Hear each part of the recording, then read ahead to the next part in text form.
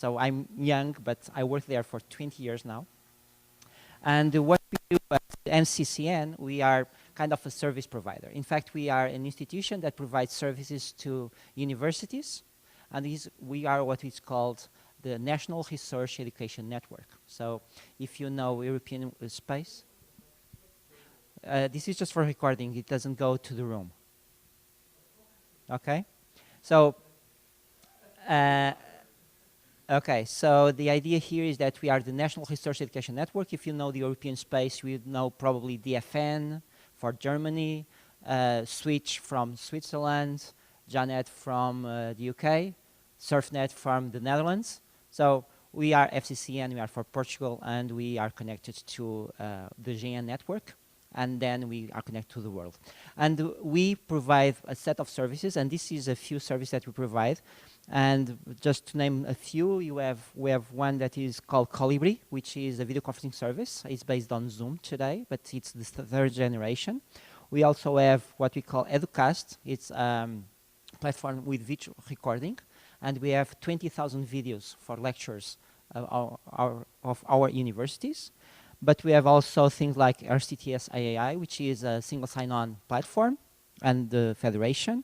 We have a studio where you can produce videos and so on, and many, many other services like streaming, like VoIP services, and even what we call the archive, which is a snapshot of the internet, of the Portuguese internet every 3 months, and we save it, and we deploy it so that anyone can see it backwards in times, like the time back machine of Wayback Machine from other services. So why am I here today? So what we found out is that MOOCs are a thing, and universities are trying to do something in this space.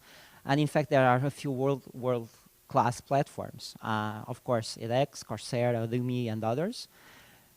But in fact, countries that have some niches are not really picking up that way to go further. So last year I was in Madrid, exactly in Open edX conference, and I saw on this slide that there are many countries doing this already.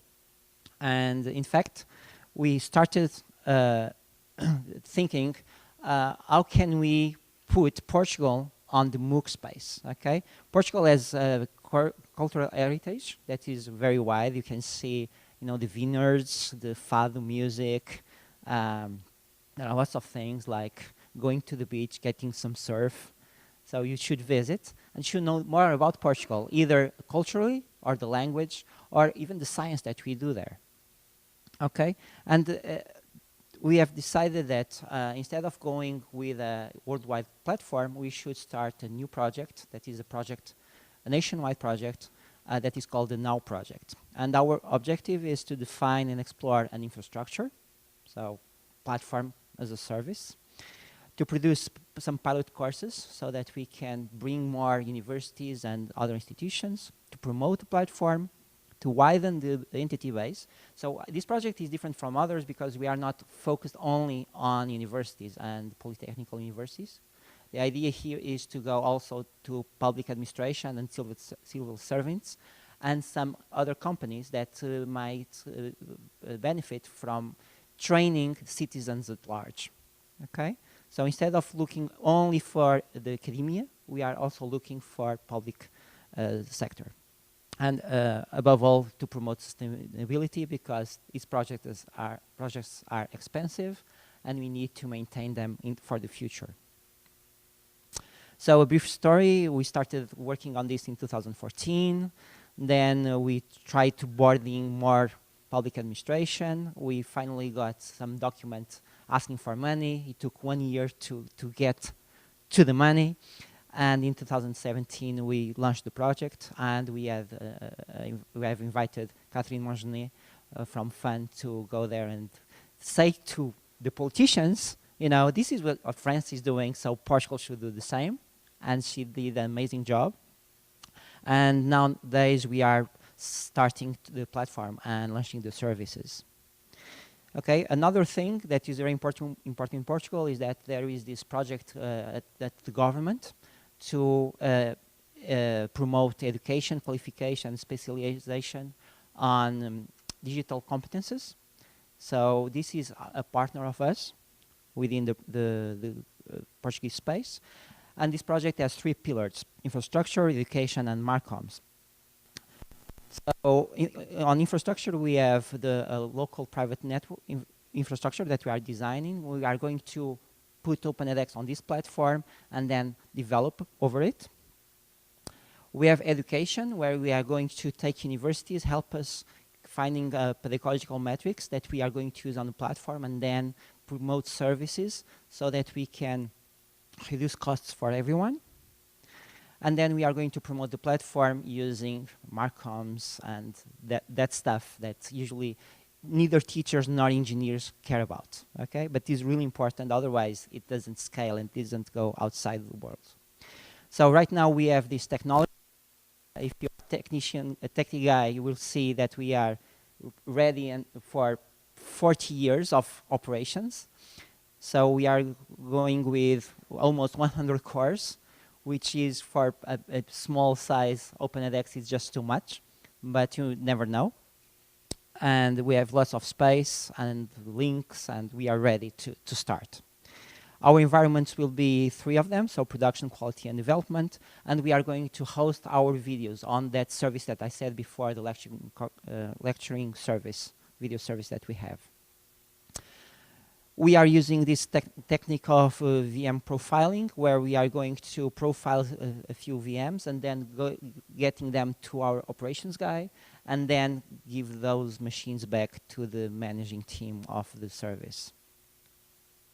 But today and yesterday, I found out that Dockers are really a thing, and now we have to rethink the thing again.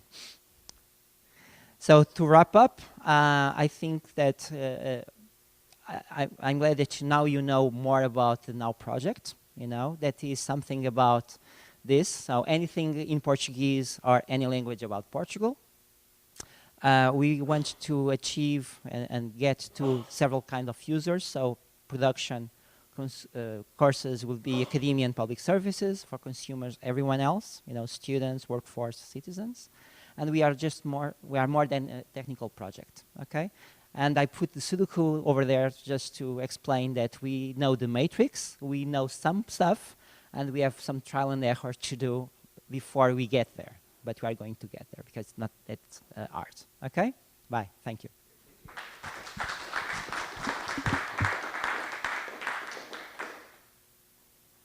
And next up we have our massive open online course useful in medical education, the clinical reason process MOOC as an example. With Nathalie. We're skipping one person. Oh yes, we're sorry about that. I told you. No, surprise. there. Nathalie, Caire, And I have press. Oh, I don't think it actually projects. It's just use it for recording purposes. I think you are this one. We named right? it. Yes. So hello, I'm Nathalie Caire. I'm a family doctor. I'm the chair of the Department of Family Medicine and Emergency Medicine here at the Université de Montréal. So before all, I'm a doctor. Then I'm an educator, and I'm totally not a geek, I would say. But I'm going to try to talk to you about the MOOC that we made on the platform Open edX, and that we were very proud of because we think it had quite an impact. Oops, how do you, oh, no.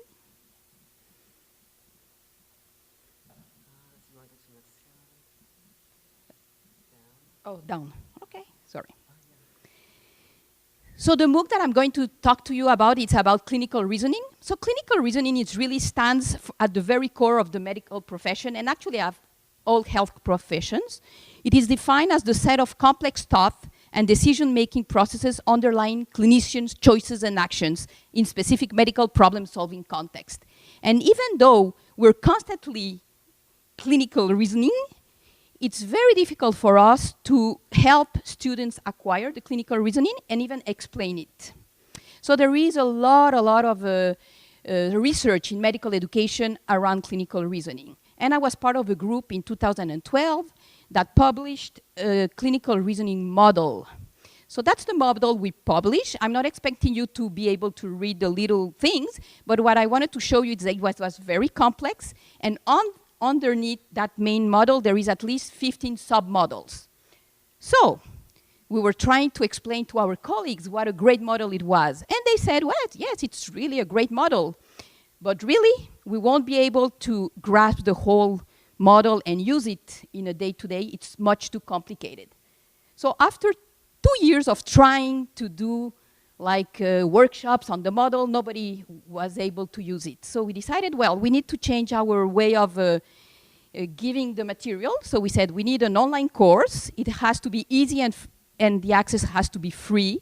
You have to be able to enroll even if you're not in a university, either a teacher or a student.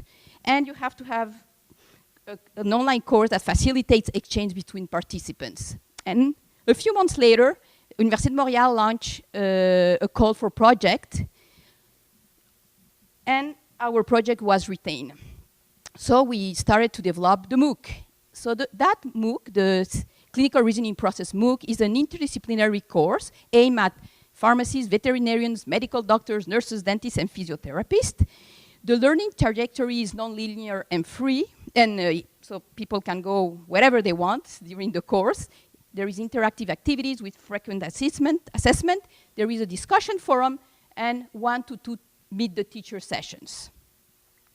So as you go along in the MOOC, the model is presented at the beginning in a very, very easy way of understanding, and as you progress, it becomes more abstract. We present to how competencies are helping the healthcare professional navigate to clinical reasoning, and we have a module on experts, short videos where experts are explaining some concept of clinical reasoning.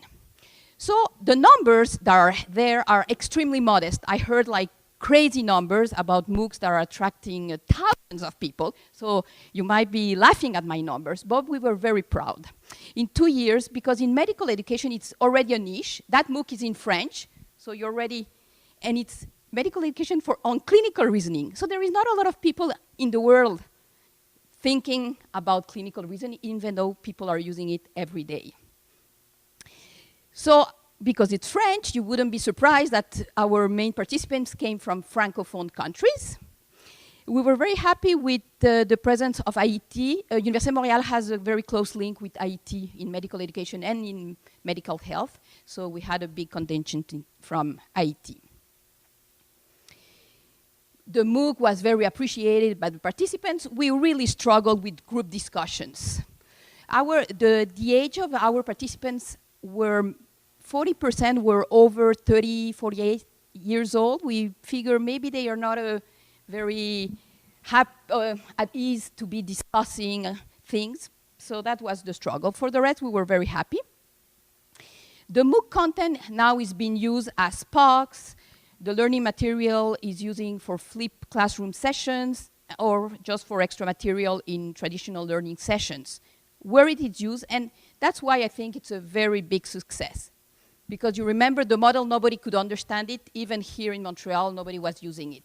After the MOOC was launched and people got into that course, now the model itself is being used in Canada in at least 4 programs: dentistry, medical school, veterinarians, in France, Belgium, and Swiss for medical doctors, veterinarians, and in Ile de la Réunion for physiotherapists. And the French physiotherapists are reviewing all their courses for physiotherapy, and they're basing it on the clinical reasoning MOOC that was made available through the MOOC. So for us, the CRP MOOC has helped disseminate research work to a wide range of health professionals and connect people interested in the CRP MOOC. And now we're not a big community, because you saw the numbers are not big, but we really believed it had an impact, because we're at least now 7 universities that are talking the same language. Thank you.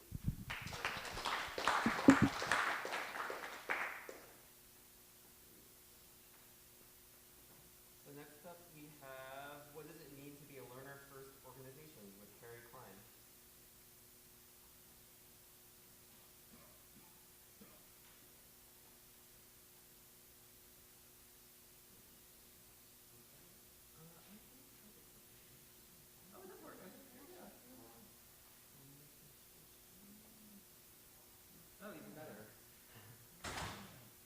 here's the microphones for recording.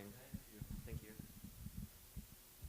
Hello, everyone. My name is Harry Klein. I'm head up customer success for AppSembler, and I come today to engage in a conversation, not so much to provide answers. So I have more questions than answers. And the first question, the overriding question is, what does it mean to be a learner-first organization? At AppSembler, we host open edX sites for people. We build open edX features and capabilities, but we're a degree removed from the learners. And we're trying to make our customers successful, and the only way we can do that is if their learners are successful. So we're a bit removed, and I'm guessing how many people in the room serve learners directly? And how many indirectly? So some of you understand the challenge I've got, and we've all got. Okay, maybe it doesn't work. Yeah. Oh, there you go. Thank you. So I want to talk a little bit about how AppSembler got to thinking about what it means to be a learner-first organization. We've got some core values. One is that we'd say it a little different than Einstein said it. We believe that learning is lifelong and transformative. The marketing people wouldn't be happy trying to sell. Once you stop learning, you start dying. So, learning's boundless, no boundaries. And we believe that the best way to learn is by doing. And again, not a new idea by any stretch. The other thing that's forming this question is the notion of a servant leadership model. So at AppSembler, we really believe that the way we enable success for our customers is by flipping the management model. So the CEO really tries to enable his executive team. We try to enable the success of our middle management team, who try to enable the success of their individual contributors, who are enabling the success of the customers. And as I looked at this model a few months ago in a meeting, I said, there's something missing. Who's missing from this equation? The learners. And so we started having an internal conversation about, okay, well, what do they need? What do they want? Who are they? What do they expect? One of the things we did, we have a customer advisory board. I know it's hard to see this, but I'll walk you through it real briefly. We asked some of our customers how easy they thought it was to understand the satisfaction level of their learners with their courses. And everybody said, oh yeah, that's really simple. We ask how satisfied they are. Piece of cake, right? I personally think that's essentially meaningless, right? But they all know how to do that. We then asked them, so how easy is it for you to understand the ability of your learners to achieve their goals, right? And what we found is all of a sudden it started moving to the left a little bit. It's harder. Why is it harder? Because they've never asked their learners what they're trying to achieve. They ask if they're satisfied. And then the last thing we ask them is how easy or difficult it is for you to understand the impact your course is having on a learner's life, either professionally or personally.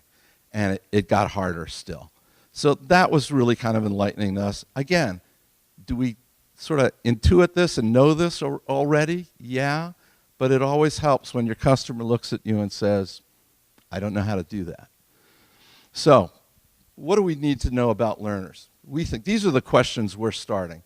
And what we've done at AppSembler is we've taken about a third of our company, we're small, 21 people, and we've put together a learner first team, and I'll talk a little bit about what we're doing, but some of the questions we're trying to understand are, what are our learners' motivations?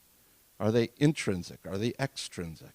Are they trying to get a raise? Are they trying to find a new job? Are they, did their boss say you have to do this course? What is that? What's the urgency? What's really compelling that? What's the time frame? What's the resource restriction they've got? How is this going to fit into their lives? What kind of experience are they expecting? So, some people want to just do everything from their phone. Well, we know that the mobile apps are not a one-to-one feature equality experience in Open edX right now. So how do you deal with that? How do you manage that learner? Again, what are their goals? How are they measuring success? One of the things we do in our customer success, every time we get a new customer, one of the first things we ask them is, you're measuring something. You're going to report to somebody on, here's why this is successful. What is it? And every time we ask the question, we get a different answer. So we can't assume anything, right? Learning preferences. How do people want to learn? Where do they want to learn? When do they want to learn? So other things you may need to consider. We hear this, and you'll hear this around the conference all the time. And I've been asking a lot of people the last couple of days. There are educational institutions here that have had professors leading courses for 10, 15, 20 years, and now they're going online. And their attitude is, well, I've been doing this for 15, 20 years. Well, I don't need to change anything. It's great. It works. Well, no. No, it doesn't. So what are the cultural shifts that might need to happen? What are the attitude adjustments? And the one thing that we're really asking at Upsembler, because we're not learning designers, we're not instructors, we don't develop content. What are the skills gaps? What's the knowledge gaps that we have? We don't understand pedagogy that well. So who do we need to talk to? Who do we need to partner with? Who do we need to have close relationships with? So here's what we're doing the rest of 2018. We're doing a lot of listening. So we are talking to our customers. We're talking to our customers' learners. We're talking to other e-learners. We're surveying them.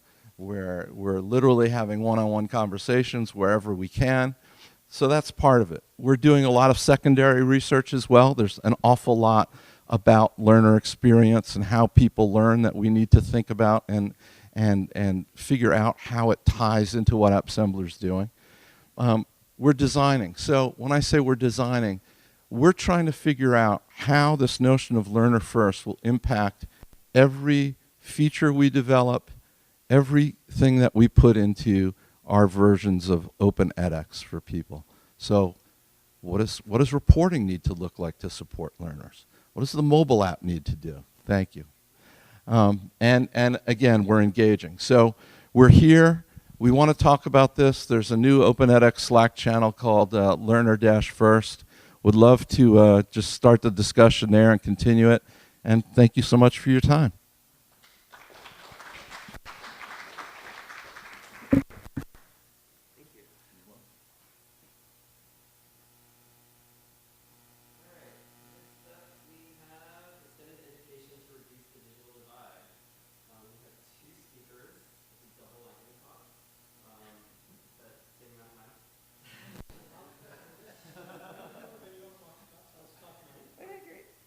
Bhaskar, Gadepally, and Raju. Good. Oh. On this, and then I think we can start there.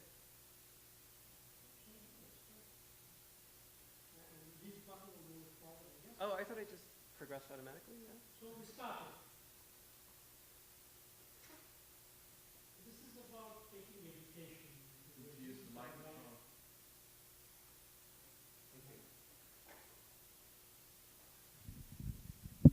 Restarting the clock. Extended education for the digital divide. How do we address the ones who are having the difficulty to come forward? A lot of us here probably are in the group that has had the opportunities thrown at us, and we were able to pick and move on. So we said, lightning, that's right. It's a disruptive thing the way we want to go at it. We don't want to do it the way traditionally. You find the best student, give a scholarship, and take him to the next level. So what did we do? We started with a small model called 3E, and I will explain the studies, skills, and scholarship. There were 3 S that we focused on, and that kind of became like a one-dimensional, the picture started to build.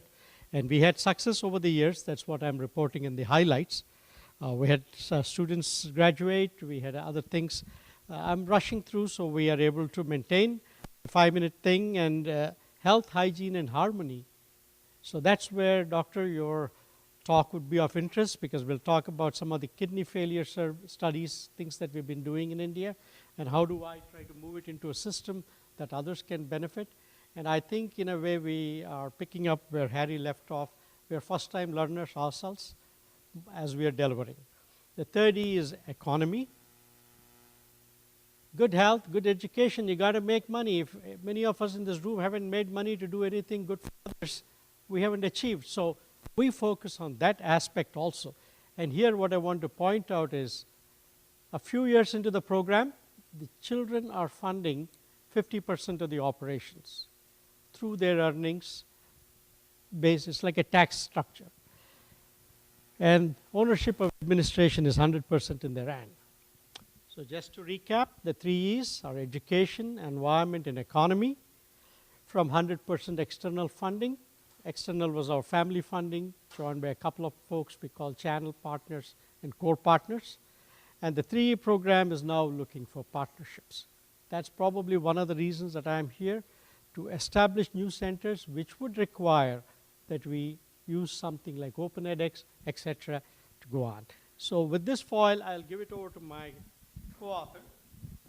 Hi, my name is Raju Guteti, and I'm from the corporate world, and I have been associated with this project for more than 10 years. So here, if you can see the slide, are students who have been in the program for 10 years plus, and they are from lower economic parts of the society, and they would have not been able to complete even the grade 10, and what they have actually achieved is finishing the grade 12 and getting a bachelor's degree, and they have got jobs. It is huge as far as they are concerned. They have self-esteem. They are able to be very influential in their community in terms of what can be the art of the possible. Now, this success is it comes by a lot of programmatic attention, and we had employed real teachers to supplement their education for the evenings. Every evening they would be there in a given area from 4 to 7, and they would enjoy it. And they would like to be there every day because there is fun, there is a context, there is an environment of play, and there is this whole mentorship going on. And what this 3E program does is provide a real life platform. In the schools of this place where these children go to, there is really no infrastructure. There are no teachers, and even if they are teachers, they really don't know how, enough have adequate content to teach. And they come from those kind of challenges, and which are really the huge opportunities which a platform like edX and others, they really play a role here, because in the social context where there are enough people who have structured way of approaching and getting into colleges, etc. But here are people who really would like to see in what way they can get into a structured environment. And things like the local context is the one that I would like to emphasize. The local context, in order to ensure that there is camaraderie, there are groups, there are ways to discuss, even though one may be using a real platform where they are human beings, or a platform like a virtual platform, you got to have that context to keep one motivating at all times. So this is basically kind of a conceptual diagram which one can suggest and apply, and look at in what way can formal education, whether in whatever platform it comes in, actually develop real skills for students. And these skills are those which make them job ready, and these skills are those that a person would like to acquire based on their own individual interest. And it is not like just a curriculum that happens in universities and colleges, which is like thrust upon children, and they are really forced to take whether they like it or not. And so I would like Bhaskar to summarize this, the overall 3E reach diagram. This is the last foil. Education, we think, generally helps the self. Building on the environment, when we bring in the health, hygiene, and harmony, we are pulling in the community. The reach is getting further out. And then when we are talking about economy, we are talking about it reaching the world. So this is the program that we've been working on, and we want to leverage platforms, people, associations. And I want to acknowledge IIT Bombay very early on, where I was adjunct professor, for also providing tablets that we could deploy. But the content was not rich, the internet was not fast. So we had to move on. Thank you very much.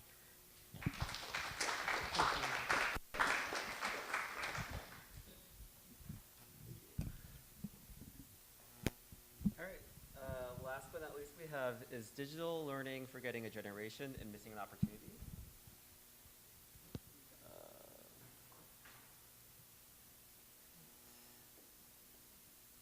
There's some way to turn it into full screen. I have no idea how. But if this is okay with you, it's okay with me. Yep. Yeah. Okay, thank you very much. My name is Carl Dawson. I'm one of the two co-founders of Proversity. This was originally going to be done by one of my colleagues, Alex. So what I'm going to do today is focus in on some of the findings that we found over the last year. We're fairly uniquely placed in terms of how we're set up. We're headquartered in London, but we also have offices in Boston, Salt Lake City, and in Cape Town in South Africa. So really, from day one, we've had a fairly global perspective on both the delivery of everything and actually the outcomes of everything.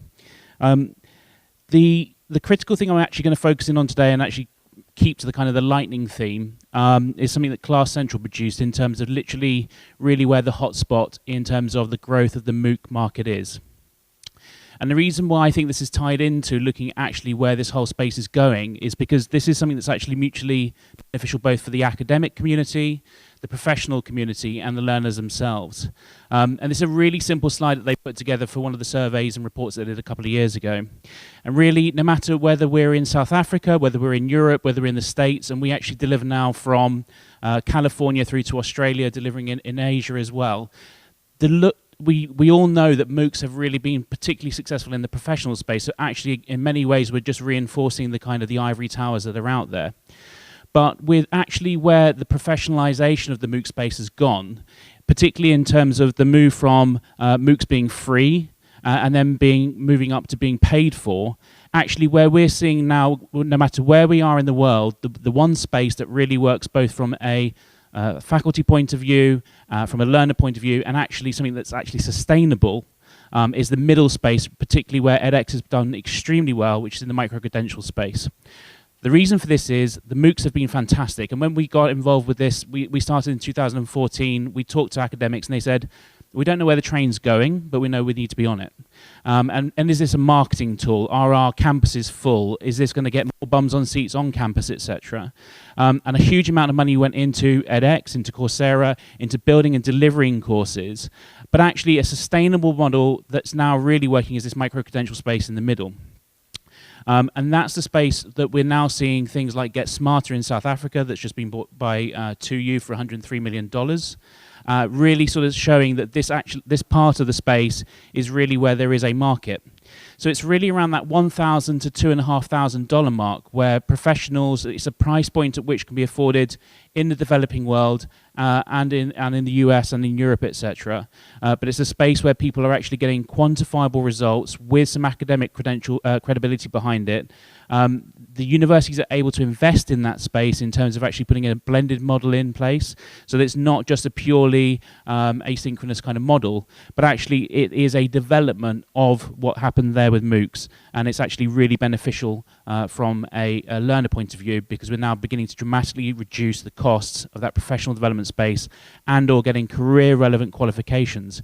So watching your presentation earlier in terms of the medical space, we're starting to see stuff that we're doing now with medical schools, very specifically around clinical research, around effective use of cancer treatments and areas like that, and a thing which means that both from the university point of view and from the learner point of view moves the whole world forward. In terms of a question to go back out to everybody, I think the one thing that we're beginning to see is there's a kind of not a war on, but there's a kind of two ideologies that are coming at this. Do we thread together, do we create a thread of pearls of MOOCs that build micro-credentials that move up to online masters, or actually do we take a sledgehammer to the master's programs and then break them down into a number of different smaller parts?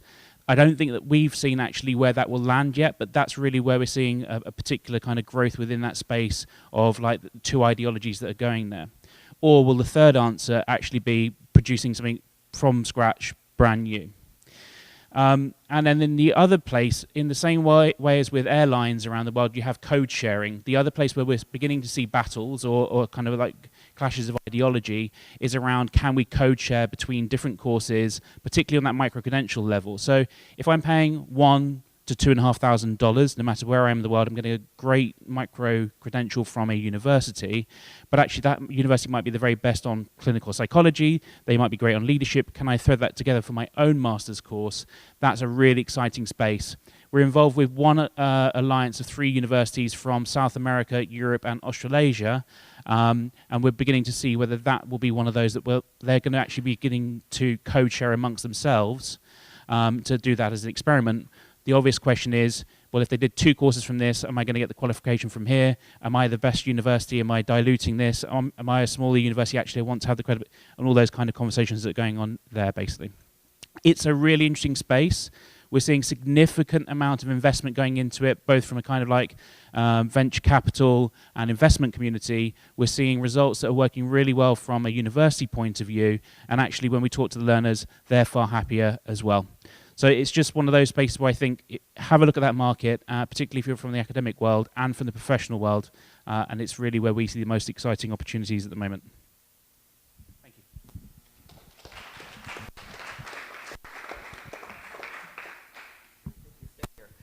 So I'd like to invite all of our speakers down and just ask some questions and pass the mic around. So we have about 5 minutes. Anyone have questions?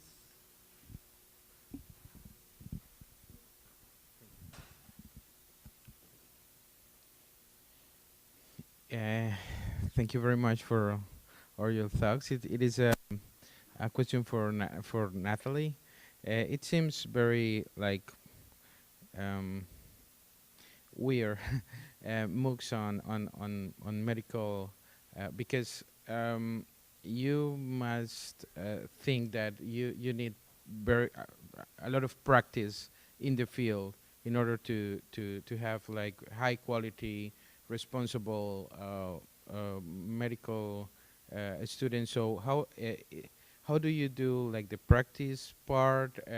It is scalable, the practice part, or do you think that in the emergency part of the courses you really need like practice on the field, or you could do it through technology? Yeah, how can you like, what can you tell us about that? Well, for sure, clinical reasoning, it's learned in the field. You can learn it from reading through it. But that MOOC is really on a research model, so it's been very useful actually to plan curriculum. So it's been useful to medical educators to make sure that their curriculum is teaching every single part of clinical reasoning, that the students are put in good settings to learn it in the field. Yes, for sure. We're not pretending that once you see that 25-hour MOOC, then you're a doctor or a veterinarian. No, absolutely not. So it's been really a way of disseminating research work in medical education.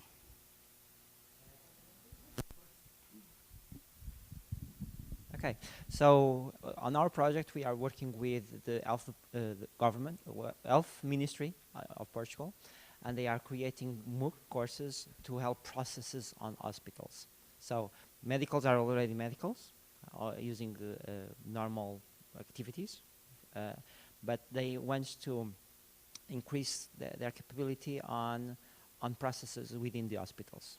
So they are using MOOCs for that, for not only for medical doctors, but also for nurses and staff. And this is a space where the MOOCs could work very well.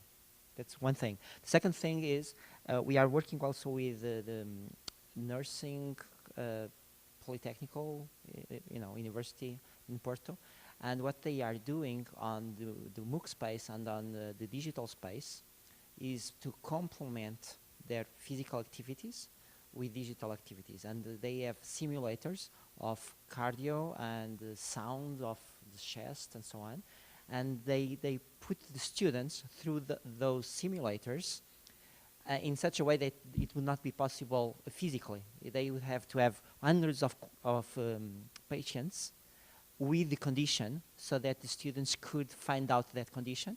So what they do is they put the sound to the students, and they learn from that sound digitally.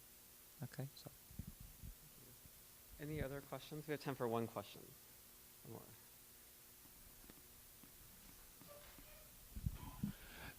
more. Question for Nathalie. So in the medical clinical reasoning, teaching and learning. So what does the MOOC not do well, and what technical challenges are there? Oh, yeah. Well, I was not involved. Like I said, I'm not an engineer or a computer science person. So really I see Cédric. We had a big team in Université de Montréal that was helping with the technical part of it. I could talk to you about the collaboration part of it. That was a challenge because we had to put all those professionals to working together, different departments, faculties, and all that. But that has been a success. And for the technical part of it, actually, maybe Cédric can answer something.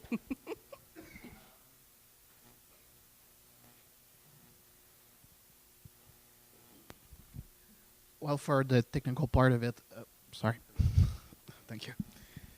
Yeah, for the technical part of it, well, it was mostly, yeah, we add like a sonorization first from Nathalie and Françoise, who's a colleague from Nathalie, and also from all the other professionals. So it's really,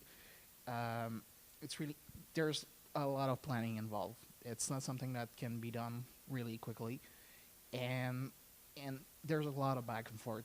For example, if I was doing video editing or something, I had to get it back to Nathalie to make sure like everything, because I'm not a medical professional, so obviously I needed an expert opinion if like the schematic or anything was all right or not. So yeah, it's really a big thing for both technical and both on the instruction side also. I've been very discreet about how much time I put in that MOOC because I think my faculty would, like my dean would say, "Are you crazy?" But you know, it was like 300 hours just myself. So that was a challenge.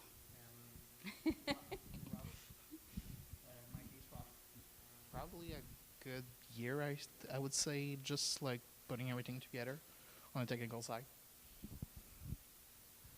I would just like to add a comment on the design, which is also equally important as much as the technical part. Because when we look at the design of MOOCs, whether in a corporate environment we have a whole learning system which is pretty much, any person can learn anything based on what he asks for, and there is a whole platform very similar like an edX platform which is internal to the company. In the case of the like research context, like she was explaining, how can one access the kind of research and get into a community and talk about it? Again, I think the design and how the users can get involved is, I think, a key thing out here also. And in our own context, in in the 3 projects that we did, it is finally the students who are coming from this the have-nots community that we talked about.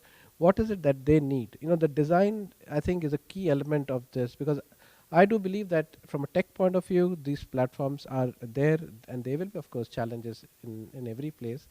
But the design is a key component along with the technical part of it. Thanks. True, I had somebody that was designing the pedagogy of it. So we were, because I would have not been able, and actually, you're right, that was the success part of it, yeah, a lot of it.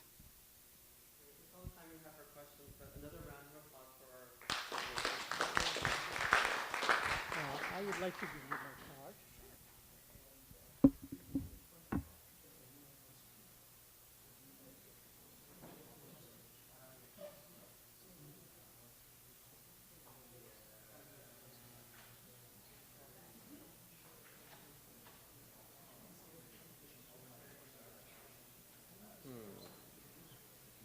Oh, thank you for presenting. Good job.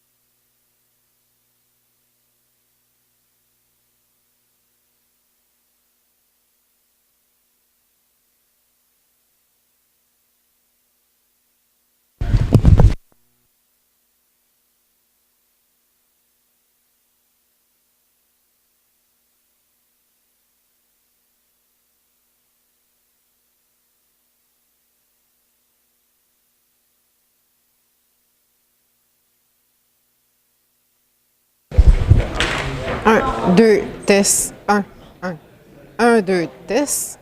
Un, deux, test. Un, deux, test.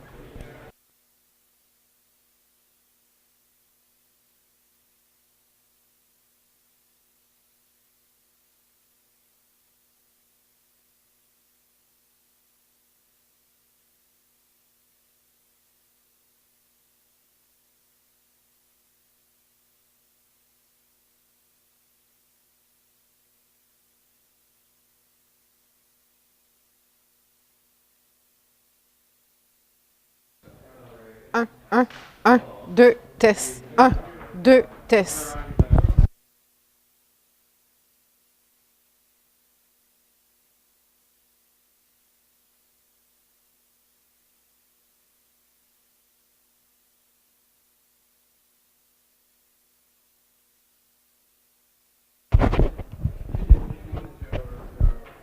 So you can put it in your pocket or in your belt. Okay. I'm not gonna hear your voice in the room, but for the YouTube, so everybody can hear what you're saying right now. Okay. Great. Are both of you presenting? Do we need or you have another microphone? Okay.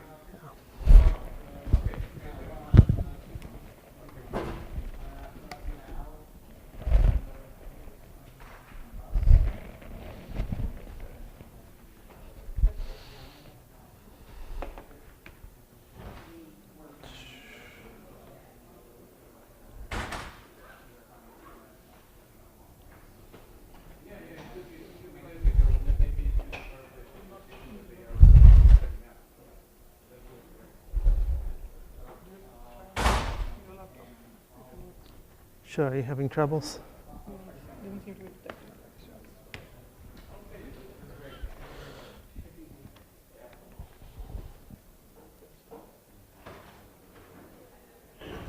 So the camera is filming to the beginning of the TV over there. Okay. Till the whiteboard over there. Sure. Just stressing you out a little bit more. It's okay. So you can choose the first here, and you send it to a CND. Okay. Oh, connection. Okay. There we go. Let's see if there's that, and can I do that? No.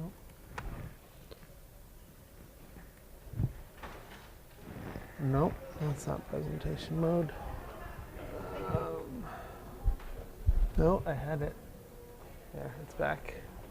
Up there. All right, loose. Maybe the wire's a little loose or something here. Up top, I didn't know they made them in silver. Yeah. There we go. Click the present button. Open the upper right corner there. There we go. On that screen. The F11. Yes. Yep. Perfect.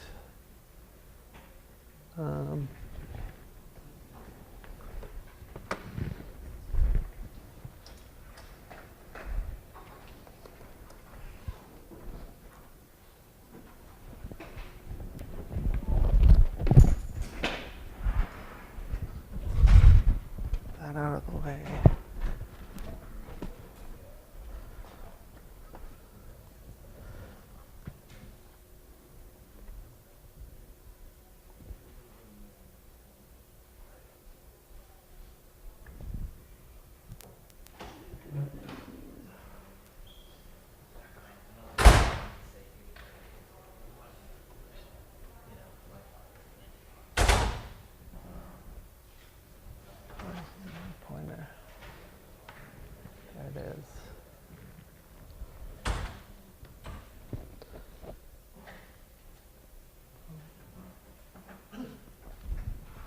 And then back to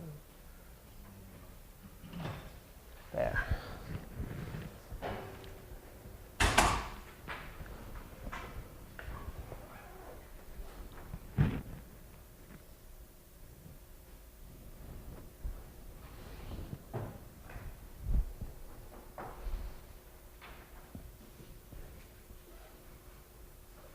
Oh, you've got it up there. That'll be better for me. See if can I turn up the brightness on it? Perfect. Thank you. So, hello everyone. Welcome to this talk on navigating the Docker Devstack. I'm Kshitij Sobti, and I'm a developer for OpenCraft.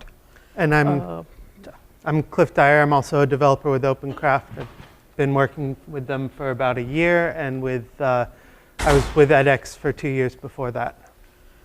So I've been working for just about 6 months, and but I've had the opportunity to use both the DevStacks and kind of become acquainted with both of them, and I appreciate them in kind of different ways. So one thing that happened when I started discussing the topic of this talk with my family members, like they're non-technical people, but navigating they got, Docker is like proper nouny enough, but they were very concerned, like, what are these death traps you're talking about, right? The only death trap they were worried about with me was probably cholesterol. So the thing that I want you to come away with at the end of this talk is, if you ever feel like this Docker is kind of a death trap, by the end we hope it doesn't feel like that way. So there are a couple of things that we're going to cover in this talk, and we'll start off with some of the Docker basics. What is Docker? How does it work? Why does it work the way that it works? Then we'll go on to a comparison, a contrast between Docker and Vagrant, and we'll go on to how Docker, the Docker Devstack works under the hood, and we'll end with some tips and tricks. So some of the main components of the Devstack, the main elements are, you have Docker. It's like the engine of a car. Without it, nothing happens. You have Docker Compose. That's like the connecting wires, the glue, the nuts, the bolts, everything that's putting together Docker and a lot of other things to give something that works. And then you have makefiles. Makefiles are like the dashboard of a car. It's nice, it's pretty, it makes things easy to use. You push a button, turn a key, and you have something up and running. But sometimes you just need to, take a peek under the bonnet, and I don't know. I just call a mechanic. So we're gonna dive in on sort of what Docker does, how we can use that to build the tools that we're going to need. This is sort of the ground level element of what goes into the Docker Devstack. We'll start with a couple of analogies and then sort of get into the nitty gritty of how you work with Docker specifically. First analogy, Docker is kind of like a virtual environment. For those of you who are Python programmers, it's a way of sort of isolating your code so that what you do there doesn't affect the rest of your system outside of it. But where virtualenv provides an environment for your Python code, Docker goes much deeper. It provides an environment for Python code, any other code you're running, services you rely on, or even down to the operating system. It's often referred to as sort of a sandbox. It's sort of an appropriate term in that it's a safe place to play around, but whereas sandboxes tend to be pretty chaotic. For any of you who have children, you might know or maybe remember your own childhood. Jails are perhaps a closer comparison. It's a controlled environment. Resources can be managed, and anything that's inside it is not sort of allowed out without express permission.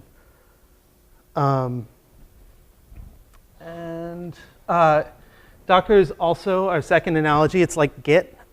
So we don't just stop with this sort of controlled environment, we also have the ability to manage versions and our history. So it gives you a similar set of commands. There's push, pull, commit, diff. Pull and clone are kind of merged together in this case. Changes build on top of each other. So you start with a simple Docker environment, and then you can add more complexity on top of that. You can add tags to it for states that you want to remember. And there are public repositories where you can get these images. And finally, you can use the work of the community, the Docker community at large, to reduce a lot of the work that you have to do in maintaining your systems. The main primary Docker nouns, these are the elements that you're working with in a Docker environment. There are images, layers, containers, and volumes.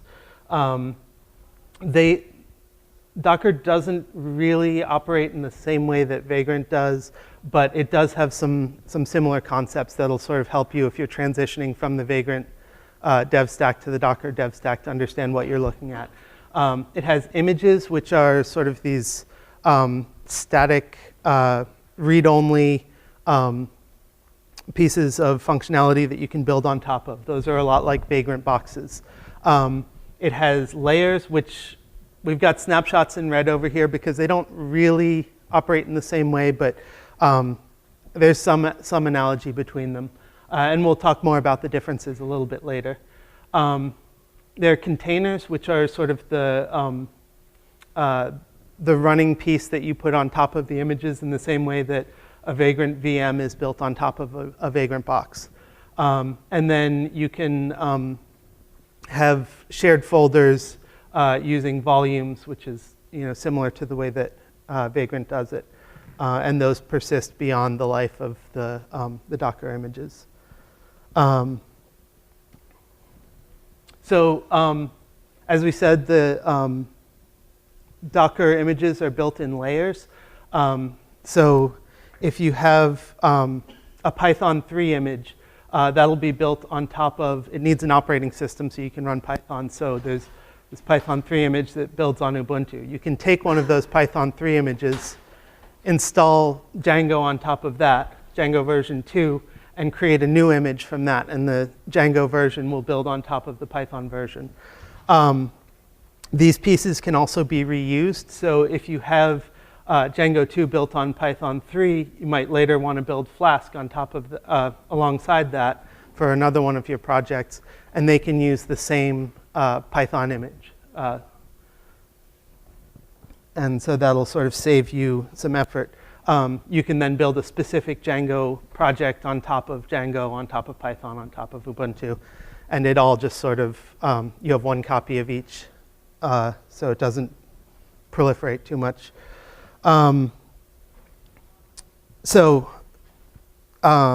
Yeah, and each step becomes its own layer. And a layer, it's kind of like an image it's an anonymous image, essentially, that you can eventually name.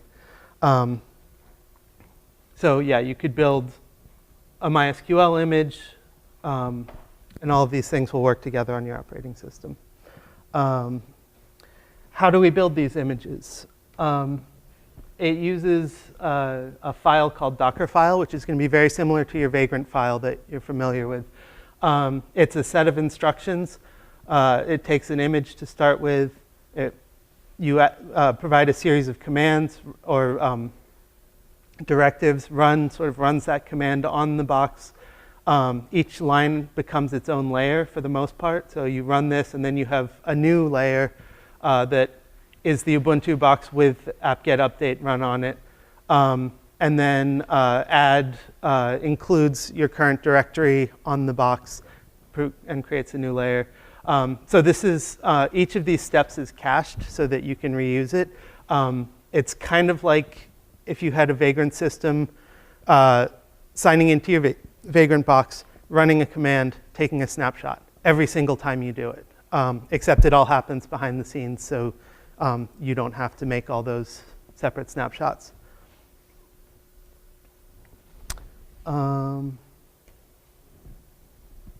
Images, as we've seen, they're made up of layers.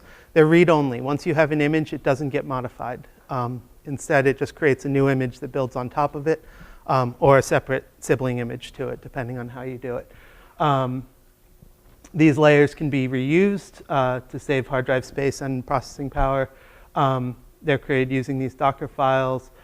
You can tag them, you can name them, you can publish them to Docker Hub, where they can be shared with other developers.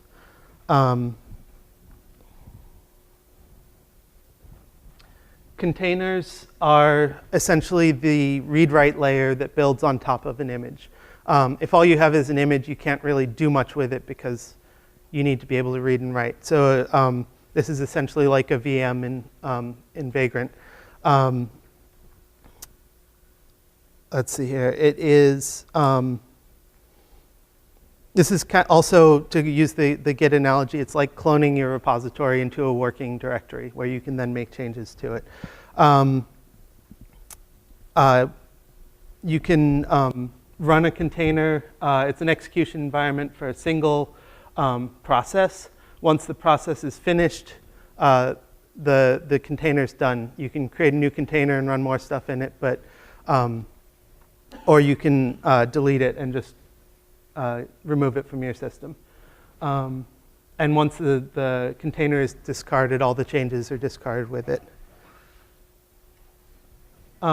There are also volumes, which are a way of having state that persists beyond the life of the container itself. This is particularly important if you're creating containers for your databases and so on. You need a way to be able to destroy the container, maybe install a new version of MySQL, but still have your data preserved behind it. They're similar to shared folders in Vagrant, but you can also have single files, not necessarily whole folders. That's sort of the basics of what you need to get going with Docker. Kshitij is going to talk a little bit about the comparisons between Docker and Vagrant. So Docker and Vagrant are they're incredibly different technologies. And I mean, I appreciate that when you have, when you say something like we're replacing the Docker Devstack, the Vagrant Devstack with the Docker Devstack, you'll be like, okay, Vagrant and Docker are kind of similar, but they're incredibly different, and they work in incredibly different ways. They're designed for incredibly different purposes, and the fact that you can have one replacing the other in this case is just because of the specifics of this case. So for example, Vagrant uses VirtualBox in order to create a virtual machine inside of which you have all your developer tools and everything installed. You have your edX platform running, but it doesn't need to use VirtualBox. It can use VMware Workstation, it can use EC2, or it can even use Docker. So at that point of time, any comparison with Docker goes out the window if you can use Docker with Vagrant. So in this particular case, we have to kind of limit the discussion to how it's used in the particular in this particular case where we have a Devstack which was initially using Vagrant and now it's using Docker. On the other hand, you have Docker, which if you're using OS X or your Mac OS or you're using Windows, you're going to be using VirtualBox anyway because Docker is kind of tied to Linux or Windows, and it needs the host OS and the running software to be compatible with each other. So we'll start with some of the similarities. Both of them use a kind of recipe file in order to build up a state, which is your Devstack or whatever environment you want to call it. So with Vagrant, you have Vagrant files. With Docker, you have Docker files. They're very different in syntax. They're very different in purpose, but the idea is similar. You have a series of steps that lead to a state in which you can use, you have a running environment. In the case of Docker files, it leads to an image. In the case of Vagrant files, it leads to a running VM. So the other thing that both of them do is you isolate the host environment and the guest environment, so they provide some way of isolation. then you have, they both have ways to restrict resource usage. You can control how much RAM is being used, how much CPU is being used, how many CPUs are visible. You can mount or share folders between both of them so that you have a folder that's available across multiple containers, multiple environments, and any content that's in one folder is available in the other folder. You can open ports between different machines so that you can have some kind of communication between them, and you have a way to access the environment inside a container in the case of Docker, or the virtual machine in the case of Vagrant. And as you can expect for like technologies that are incredibly different, like the differences are like the list can go on, but some of the differences are, for example, Docker is incredibly tied, as I said, to the host OS. It uses the features provided by the kernel of the OS. So Docker is only available for Windows and Linux. Windows and Linux. The Windows version of Docker uses features present in Windows. The Linux version of Docker uses features present in Linux. You can't run Linux software in Windows Docker. You can't run Windows software in Docker for Linux. But what you do have is you have a version of Docker for Linux that's available on Windows and Mac OS as well. So that allows you to run Linux software on Windows, on Linux obviously, and on Mac OS. But that involves running Linux inside a virtual machine. So for people who are using Docker on those platforms, you're going to be running a virtual box. Another difference that you have is that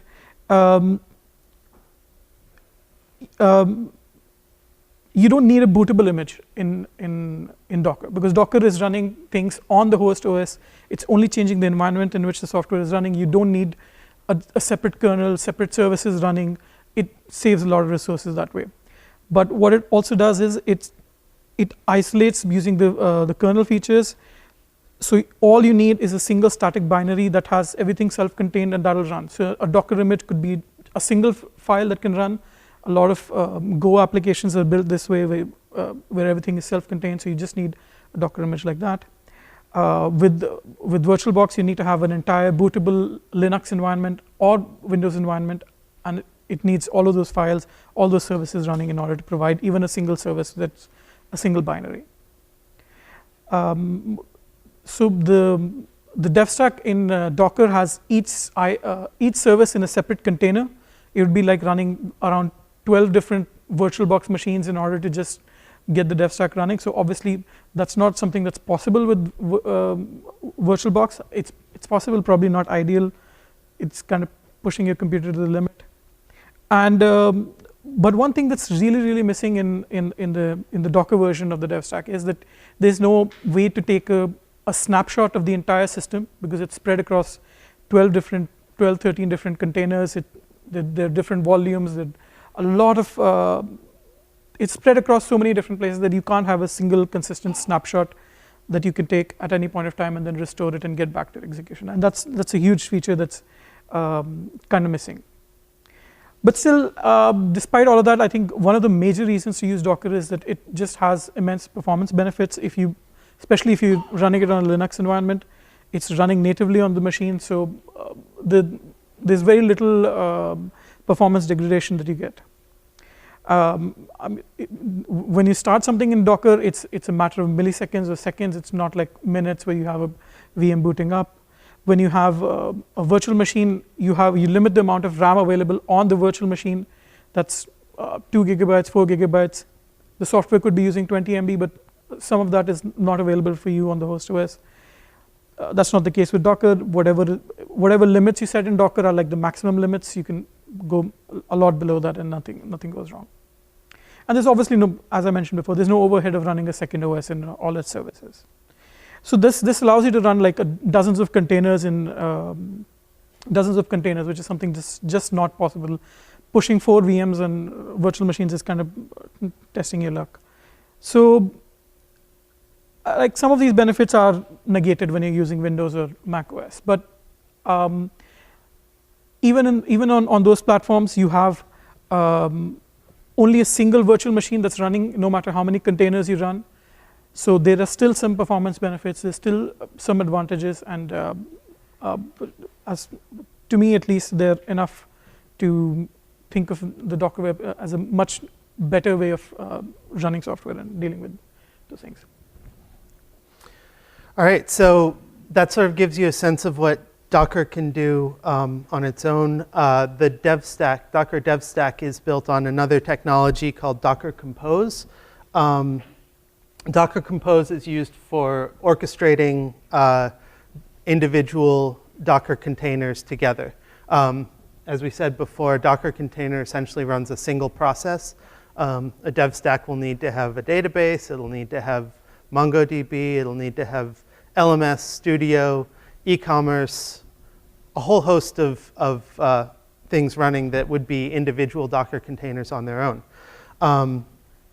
And so we use Docker Compose to orchestrate them together. Docker Compose is essentially a system that uses configuration files to describe what your orchestrated topology looks like. These files describe service requirements, including shared ports. If you need to present something to the host operating system, you can tell it what ports to open up, otherwise it's completely contained. You can define volumes that might be shared between the containers in your cluster, environment variables, and commands to run in each cluster. And we'll take a look at how all that works.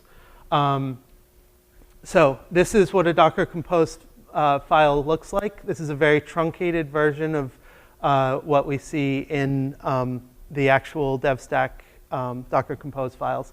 At the top level, you define a number of services. Each one of these corresponds to a single Docker container or a single type of Docker container. You can actually have more than one of each one.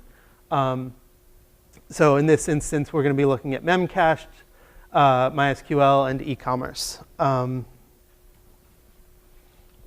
Each one is built on top of an image. So we have memcached, MySQL. These are the tags. They're tagged to specific numeric versions. And then e-commerce is one that we own, or that edX owns, and it's tied to the latest version. And that's a special tag that's you don't have to manually apply that. That's just always there. It's the latest one you want. Ordinarily, you wouldn't use that in production, but for a Devstack, for the actual application that you're working on, latest makes a lot of sense. You can add volumes and share data with it. Again, as we said before, it's important to, if you have something that needs to persist, you want to put its data in a place where it's not going to go away if your container comes down, because you should always expect your containers to be ephemeral. E-commerce, memcached, don't need those because they're primarily working in memory. You can also list dependencies between your containers. We don't want e-commerce running until MySQL and memcache are both available, and so we specify that in the Docker file. We have ports. This specifies I want to link port 18130 from the host environment to the port that's running in the container. And you can, those could obviously be different, but without that, nothing that you do inside your container will be available to the host operating system. Finally, we can run commands. In this case, we're running bash-c, give it a very long command for e-commerce, and that's essentially our managed.py run server, or gunicorn, however we're running that. I believe in the Devstack, it's managed.py put in a loop so that if it crashes, it will bring it back up again. Notice there is no command listed for memcached. You can specify commands in the Docker files themselves as a default command. So if you haven't overridden that here, it'll just run that. So there's a default one there. MySQL probably has a default one as well. I don't know why that's specified here. Maybe it's a slightly different command. So that's essentially what a Docker Compose file looks like. It'll show up as docker-compose.yaml in the Devstack directory. There's also a make file, good old-fashioned reliable make files. And we use those as wrappers for the common commands that we use, that we run. When you use Docker Compose, you often, there might be multiple configuration files that you'd want to use in different situations. Having to specify those manually on the command line every time you want to do that is both tedious and error prone. So the make file just gives us simple labels to name complex commands. So you can do things like make dev.up and it'll spin up all your services. And you can do make LMS shell and it'll let you log in to create a shell on your LMS that goes into your LMS container. There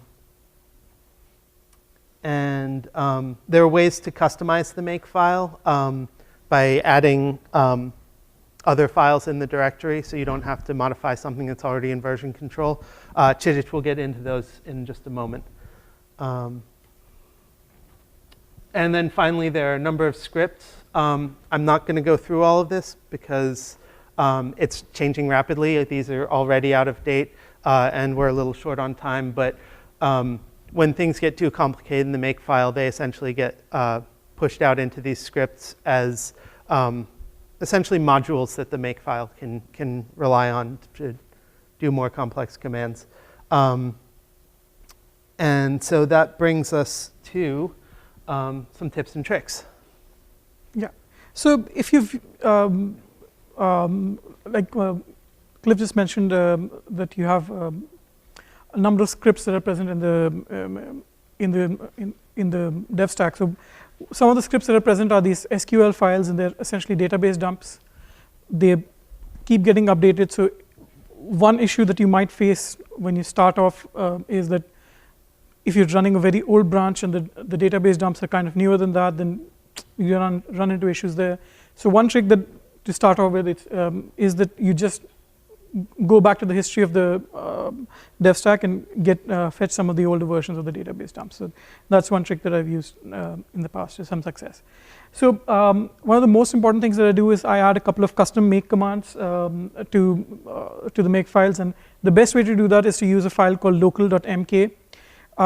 Any file with a .mk extension is going to be included in your make file, so you can add a lot of different commands. But this particular file is ignored in the Git repository, so it's good, and it will not get overridden in the future, most probably. So makefiles can be a bit daunting to get started with, but in the end, it's quite simple. You have you give a command name. You have tabs. Tabs are important. You can't use spaces. It's yeah. So you have one command on each line. If you like squint hard enough, it looks like a Python function. It's not, but still, you have one command on each line, tab indented, name of the thing, and that's it. That's all you need to do, and that's all you need to know for like some. You can make a lot of quite interesting enhancements to your Devstack that way. So this is just this is one example of a makefile target thing that I had. It saves all the containers that are running into a tagged image. This kind of helps me switch between branches. You save all of the changes that you've made to all of the images into different tagged images, and later on you can modify the compose files, as we'll get into later, and load these tags instead of the regular tags. So the second thing I do is I've worked on front-end code a bit. Every time you make a slightest change to a Webpack component, you need to get into the shell and all that. So this is a small command that I use. It basically just runs paver Webpack inside the thing, so only the Webpack assets are recompiled. I find it quite useful when working with the React stuff on the front end. Then here's another one. If you're running tests again and again, it's quite useful to be able to run those from outside of the thing using a make command. This is what I use. I use make run test equal to, and then give the path of the test file, and it runs that inside the container. So it saves a lot of time.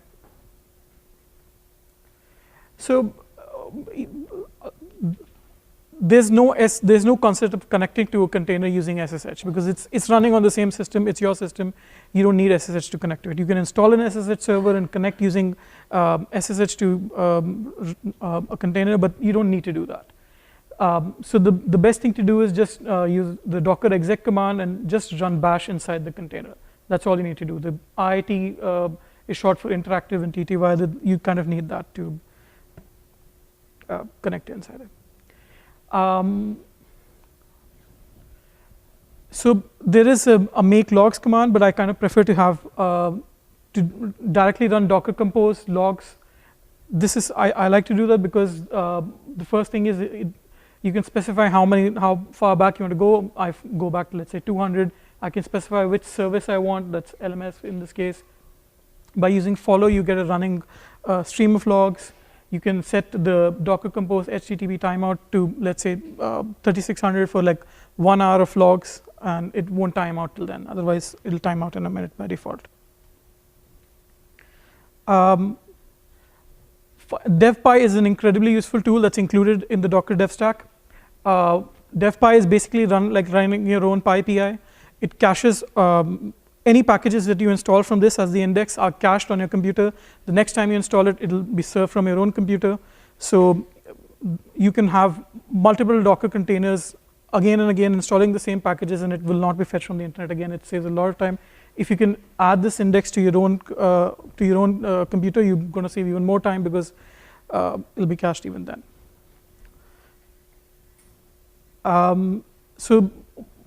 I'm going to skip through this pretty quickly because we're running out of time. You feel free to edit the Docker Compose files. The worst case is the Devstack will break. That's the default state anyway. It doesn't matter. Just comment out all the services you don't need. Change custom image versions. Change change the ports. Whatever you need to do, I think you should feel free to do that. It helps a lot, especially commenting out services you don't need. You save a lot of time in bringing them up again and again. The Firefox and Chrome are the first to go if I'm not running tests.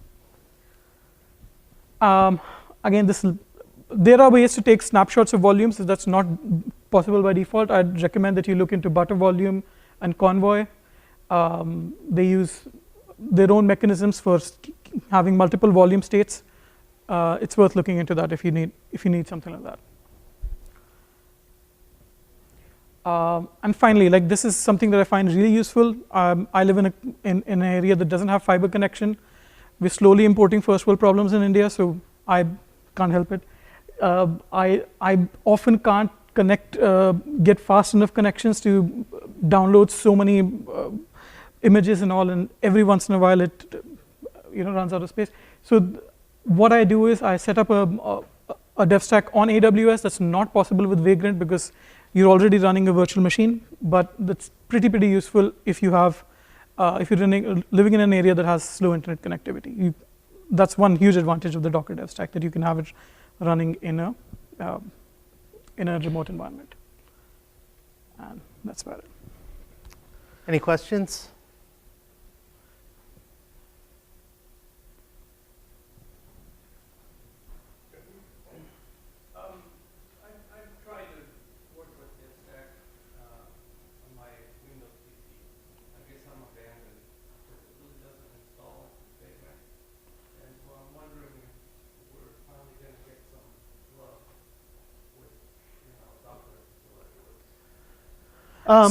Yes, I believe so. I think Vagrant has essentially been abandoned for everybody at this point.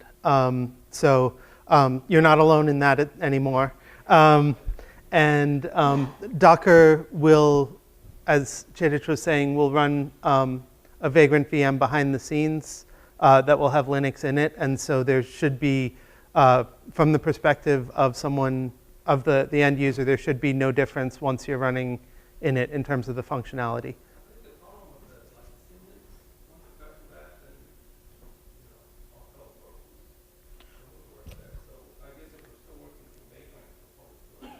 It's not working through, it's not using the Devstack in Vagrant. It's still using Vagrant, but Docker deals with all of the details of it. So I believe they've got that sorted out.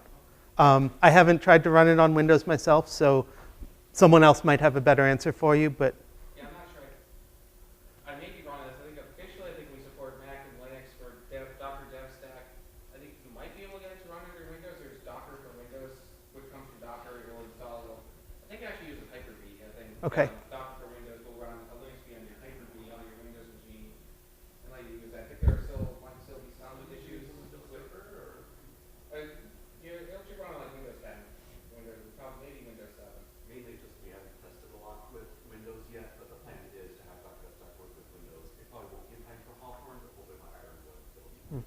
And also the same thing about running in a cloud instance. You can also, run a Linux VM in VirtualBox, VMware, Hyper-V or whatever, and then run the Docker Devstack within that, which you can't do with the Vagrant Devstack because you have a virtual machine inside a virtual machine.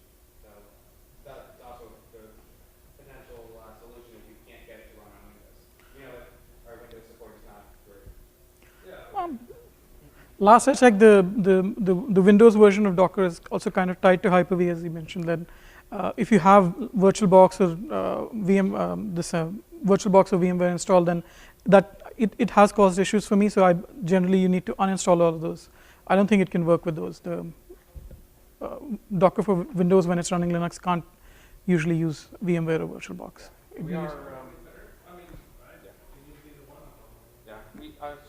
We're technically at time, but it's a coffee break after this. So if anyone wants to stick around and keep asking questions, feel free to. But we're just another round of applause for these guys.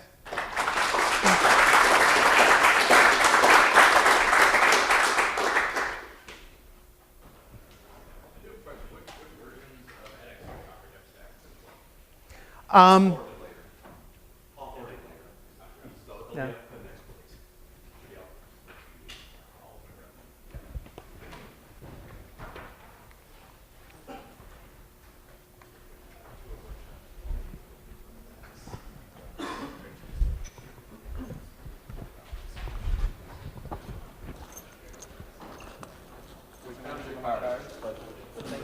Ray, great to meet you.